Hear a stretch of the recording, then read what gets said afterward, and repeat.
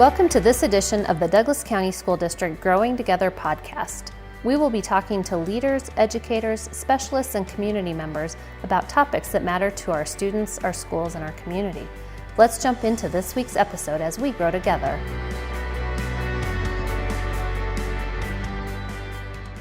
Welcome to 10 Meaningful Minutes, a podcast for anyone looking for relevant information related to kids, school, and the current zeitgeist.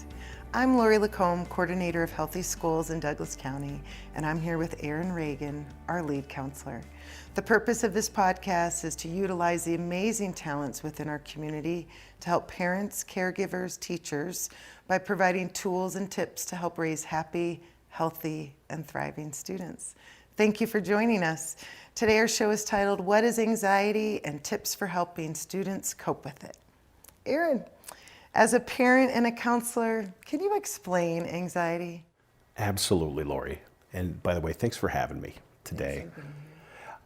So anxiety is essentially fear. And from our earliest beginnings, anxiety has served a really important function. It has kept us alive.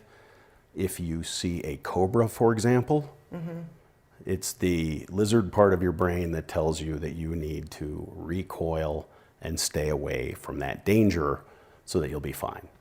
Okay. So the problem with anxiety, of course, is that this kind of overstimulation has crept into a lot of people's lives. And we see it in our kids a lot.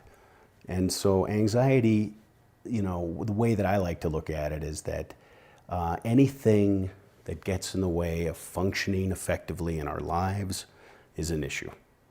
Okay. And I think a little bit of stress is helpful in that it motivates kids to do their homework, take out the garbage, function well. But it's when you have too much of it that it becomes an issue.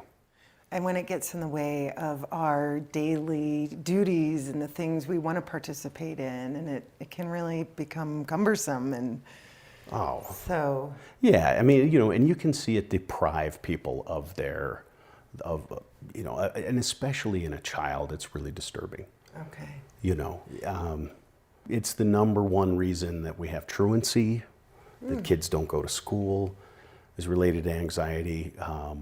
We have a study that was done recently that it's also the number one reason why kids are in the health room. They will complain of physical symptoms, but they're actually, we believe, anxious. Feeling very anxious. Oh, well, that's a perfect segue into my next question, because I'm wondering, what are some signs that we as parents can look for in our children? Because as you said, stress is really important. We need stress to perform, but at what point, what are the signs that are saying it's too much? That is a great question. So some common symptoms of anxiety are, just simply excessive worrying. Oh, okay.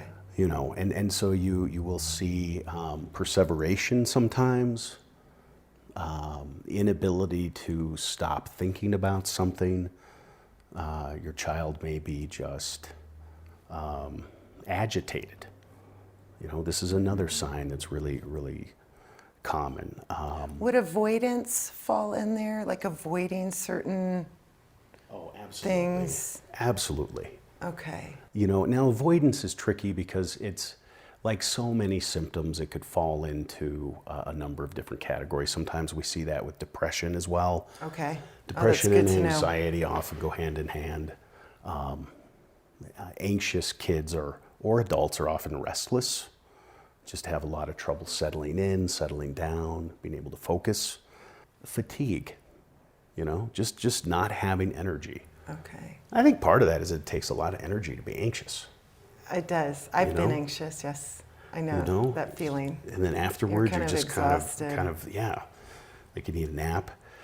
Difficulty concentrating is a classic example. So anxious kids have trouble learning, and sometimes, you can see a drop in grades. A lot of times anxiety is really temporal and it passes. So this isn't, it's not too long term. If you see it for over 6 months though, that's where you get into the field of getting an official diagnosis. Okay. That kind of thing. Irritability, kids get irritable. Sometimes they tense their muscles. Trouble falling asleep or staying asleep is another symptom. So, and then as you move along the continuum, you may see like panic attacks. And that's a really kind of severe outward display of anxiety. Okay.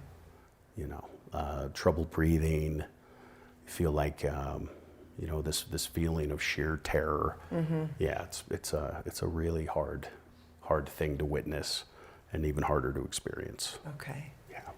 It sounds like as parents, caregivers, colleagues, just to bring awareness around these types of signs that might be exhibited from the children we work with, the people we work with, and so if we see some patterns and start really talking about it. And and that's really what we're really ending this whole podcast on.